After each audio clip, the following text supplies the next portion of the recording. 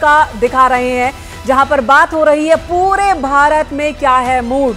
518 लोकसभा सीटों पर न्यूज 18 ने मेगा सर्वे किया और इसी सर्वे के आधार पर हम आपको बताने वाले हैं कि लोगों का मूड क्या है। अलग अलग सवाल जनता के सामने रखा गया। 18 साल से उम्र के ज्यादा लोगों के सामने ये सवाल रखे गए। 1 लाख से ज्यादा लोगों से सवाल पूछे गए और उसी के आधार पर, उसी सर्वे के आधार पर मेगा ओपिनियन पोल न्यूज 18 पर आप इस वक्त देख रहे हैं। तो इस मेगा ओपिनियन पोल में क्या तस्वीर उभर कर सामने आ रही है, आपके राज्य में क्या तस्वीर है, और तमाम जो सवाल हमने पूछे लोगों से उस पर लोगों की क्या राय है, वो भी लगातार हम आपके सामने रख रहे हैं कि आखिर किस राज्य में क्या तस्वीर उभर कर सामने आ रही है और किस नेता के बारे में क्या राय लोग रखते हैं। बिल्कुल, और अब बारी है केरल की। केरल की क्या स्थिति है? केरल में इंडी गठबंधन बड़ी बढ़त की ओर। हालांकि 2019 के मुकाबले कांग्रेस की सीटें कम होती दिख रही हैं, लेकिन केरल में पहली बार एनडीए का खाता खुलता भी दिख रहा है। एलडीएफ को भी 2019 के मुकाबले ज्यादा सीटें मिलती दिख रही हैं। तो केरल की बात कर ले, केरल में सवाल क्या क्या रखा गया था, इस पर भी चर्चा करेंगे, ये भी हम आपको बताएंगे। लेकिन केरल में 2019 के मुकाबले कांग्रेस को झटका लग सकता है। लेकिन अगर गठबंधन की बात करें तो इंडी गठबंधन यानी कि कांग्रेस, एलडीएफ, यूडीएफ, यहां पर आगे ये तीनों पार्टियां मिलकर दिख रही हैं। एलडीएफ को पिछली बार से ज्यादा सीट की उम्मीद है, अनुमान है, जिस तरह की बातचीत, जिस तरह के सर्वे रहे हैं। 2019 के मुकाबले कांग्रेस को झटका जरूर लग सकता है। बिल्कुल, 2019 के मुकाबले यहां पर झटका लग सकता है। पहली बार एनडीए का खाता खुलता यहां पर दिख रहा है। एक अच्छा साइन में इनका जरूर है एनडीए के लिए भी, क्योंकि जाहिर तौर पर, क्योंकि अगर हम देखें दक्षिण के जो किले हैं, दक्षिण पंथी जो राज्य हैं तमाम, उन जगहों पर यहां पर आप देखिए कि केरल की जो तस्वीर है, कुल सीटें 20 है वहां पर, और ये जो वॉल्स के जरिए हम फिगर्स रख रहे हैं यहां पर कि एनडीए यहां पर 2, ये बड़ी बात है कि एनडीए को 2 सीट मिलती हुई दिख रही है। अगर 2019 की बात करें, यूडीएफ को 18, एलडीएफ को 1, जबकि एनडीए का खाता तक नहीं खुला था। लेकिन इस बार एनडीए को 2 सीट केरल में मिलती दिख रही है, यानी कि साउथ में भी कमल खिल सकता है। जो मेहनत दिख रही है बीजेपी की, शायद वो मेहनत रंग लाए। और जाहिर तौर पर जिस तरीके से 2 सीटें एनडीए की हम दिखा रहे हैं और एनडीए 18 है, यानी कि आप देखिए कि किले में सेंधमारी इसको जरूर कहा जा सकता है मेन का, क्योंकि जिस तरीके से केरल या और अगर राज्य देखें तो वहां पर अगर एनडीए इस तरीके से केरल में 2 सीटों पर यहां पर और एनडीए 18 है, अदर्स 4, तो यानी कि एक साइन है आगे के लिए एनडीए के लिए कि किस तरीके से वहां पर अपनी सेंधमारी की जा रही है और वहां पर जो लोग हैं वो बिल्कुल। और ये बड़ी कामयाबी हो सकती है एनडीए की। बहुत कोशिश एनडीए की तरफ से की जा रही है कि साउथ में भी कमल खिले। कर्नाटक को छोड़ कहीं पर भी साउथ में बहुत ज्यादा एनडीए नहीं, लेकिन केरल में जो एक मेहनत, शायद वो मेहनत रंग लाए। हमने देखा जब बात साउथ की होती है तो बार बार जिक्र प्रधानमंत्री भी करते रहे हैं। तो लोगों के सामने सवाल रखा गया था केरल में कि किस पार्टी को लेकर उनके मन में किस तरह की भावना है। तो एनडीए 2 पर यहां खाता खुलता हुआ, इंडी गठबंधन जिसमें कि कांग्रेस है, एलडीएफ है, यूडीएफ है, ये बढ़त बनाए हुए है। 2019 की बात करें, यूडीएफ ने 18 सीटों पर कब्जा किया था अकेले, एलडीएफ को 1 सीट पर जीत हासिल हुई थी। वहीं 2014 की बात करें, यूडीएफ ने तब भी 11 सीटों पर जीत हासिल की थी, एलडीएफ को सिर्फ 6 सीटें मिली थी, 6 मिली थी, और एलडीएफ बाद में उसे हुआ। लेकिन उस नुकसान की भरपाई इस बार होती हुई दिख रही है। एलडीएफ की सीटें बढ़ सकती है। एलडीएफ, यूडीएफ, कांग्रेस मिलाकर 18 सीटों पर जीतते हुए नजर आ रहे हैं। जो सवाल जवाब किए गए, लोगों के सामने सवाल रखे गए, उस पर जो सर्वे हुआ, जो जवाब लोगों ने दिए हैं, मतदाताओं ने दिए हैं, उसके आधार पर ये इस वक्त इतनी सीटों में अगर उस कन्वर्ट करते हैं सर्वे को, तो ये तस्वीर सामने आती है। कुल 20 लोकसभा सीटें, जिनमें से 2 एनडीए के खाते में, यानी कि खाता खुलता एनडीए का दिख रहा केरल में।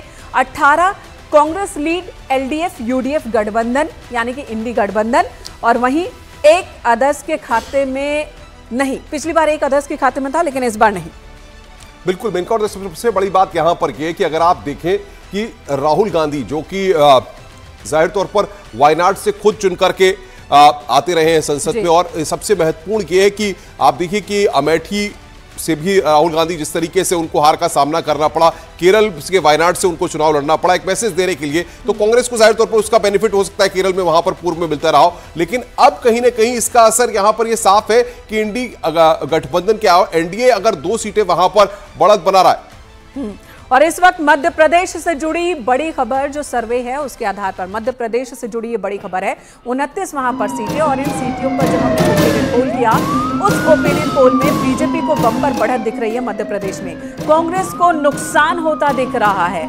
जिस तरह से विधानसभा चुनाव के दौरान हमने देखा, लोकसभा चुनाव में वो कहानी यहां पर फिर से दोहराती हुई नजर आ रही है। बिल्कुल मध्य प्रदेश की बात करें तो एनडीए को मध्य प्रदेश में बढ़त, कांग्रेस को नुकसान दिख रहा है। और सबसे बड़ी बात यहां पर यह है कि हालिया जिस तरीके से हमने विधानसभा चुनाव के परिणाम देखे थे, अब कहीं ना कहीं उसका रिफ्लेक्शन इन बातों में, इन आंकड़ों में भी इनका साफ तौर पर है। आप देखिए किस तरीके से 28 पर एनडीए, 1 पर इंडी और अदर 0, ये यहां पर तस्वीर मध्य प्रदेश की सामने आ रही है। और आप समझ सकती हैं क्योंकि उत्तर प्रदेश की सीमा मध्य प्रदेश से लगती है, यानी कि कहानी दोहराई जा रही है 2019 की। 2019 का आंकड़ा भी यही था, 29 में 28 बीजेपी के पास और 1 पर कांग्रेस ने जीत हासिल की थी।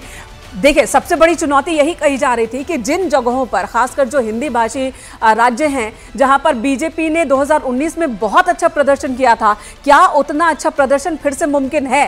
क्योंकि एंटी इनकम्बेंसी भी होती है, बहुत सारी चीजें हो जाती हैं, तो क्या मुमकिन है कि वही बेहतर प्रदर्शन हो सके? 29 में 28 बेस्ट प्रदर्शन, क्या वो दोहराया जा सकता है? तो इस बार का जो ओपिनियन पोल है उसमें भी कुछ ऐसी बातें दिख रही है कि 29 में 28 पर इस बार भी एमपी में बीजेपी यानी कि एनडीए कब्जा कर सकती है और 1 इंडी के खाते में, जो कि सीधे सीधे कांग्रेस के खाते में। सबसे बड़ी बात इसे एक तरह से क्लीन स्वीप के तौर पर ही देखा जाएगा। अगर आप देखिए कि 29 में से 28 सीटें एनडीए यहां पर अपने पाले में लेकर के और 1 सीट इंडी गठबंधन के पाले में, यानी कि 2019 के जो फिगर्स थे वो पूरी तरह से रिफ्लेक्ट हो रहे हैं यहां पर एक बार फिर से। यानी कि जनता का भरोसा एनडीए पर बना हुआ है 2019 से अब 2024 तक, ये बात कही जा सकती है। और अगर ऐसा होता है तो ये वाकई आश्चर्य की, कमाल की बात होगी, ये रणनीति की तारीफ करने वाली बात होगी। क्योंकि जो बेस्ट परफॉर्मेंस हो, बेस्ट परफॉर्मेंस को 5 साल बाद फिर से दोहराना, उसके लिए जो रणनीति और जिस तरह के लोगों के मन में भावनाएं हैं, अब उसकी वजहें क्या हैं, उन सवालों को भी हम जनता के सामने रखेंगे कि किन किन सवालों पर जो मतदाता हैं उन्होंने इस तरह का ओपिनियन अपना दिया है इस ओपिनियन पोल में। और इस वक्त खास मेहमान जो हमारे साथ जुड़ चुके हैं, डॉक्टर कौशल कांत मिश्रा जी, प्रवक्ता बीजेपी हमारे साथ मौजूद हैं, प्रोफेसर धर्मेंद्र जी हमारे साथ मौजूद हैं, प्रवक्ता समाजवादी पार्टी, सचिन रावत प्रवक्ता कांग्रेस हमारे साथ जुड़ चुके हैं, प्रतिभान त्रिपाठी वरिष्ठ पत्रकार भी हमारे साथ जुड़ चुके हैं। इसी ओपिनियन पोल पर यह चर्चा हम आगे बढ़ाते हैं। अनुपम, बिल्कुल, सबसे पहले हम रतिपान जी के पास आएंगे, वरिष्ठ पत्रकार। रतिपान जी, जिस तरीके से केरल की अगर हम बात कर लें तो केरल में अगर इस बार हम देखें कि जो ओपिनियन पोल के जरिए जो हम आंकड़ा लेकर के सामने आए हैं कि एनडीए वहां पर सेंधमारी करते हुए 2 सीटों पर वहां पर बढ़त बनाते हुए यहां पर इस ओपिनियन पोल के जरिए दिख रहा है। क्या लगता है आपको, जो दक्षिण के राज्य हैं, केरल की बात कर ले या और भी राज्यों की बात कर ले, फिलहाल फोकस हम केरल पे ही रख रहे हैं, क्या लगता है अगर एनडीए वहां पर अपनी धमक दिखाता है, वहां पर सेंधमारी करता है, तो इसका रिफ्लेक्शन क्या है? पिछले 10 सालों से भारतीय जनता पार्टी दक्षिण की यात्रा पर विशेष फोकस कर रही है जी। उसे सफलता नहीं मिली है, लेकिन जिस तरह से उन्होंने तमिलनाडु में अपने कार्यकर्ताओं के जरिए पदयात्राएं कराई और लोगों में अपनी बात पेनिट्रेट की, तेलंगाना में, आंध्र प्रदेश में, उसी तरह से उन्होंने केरल में भी काफ़ी काम किया है। आरएसएस तो करता ही रहा है, लेकिन जो भारतीय जनता पार्टी है उसको अपने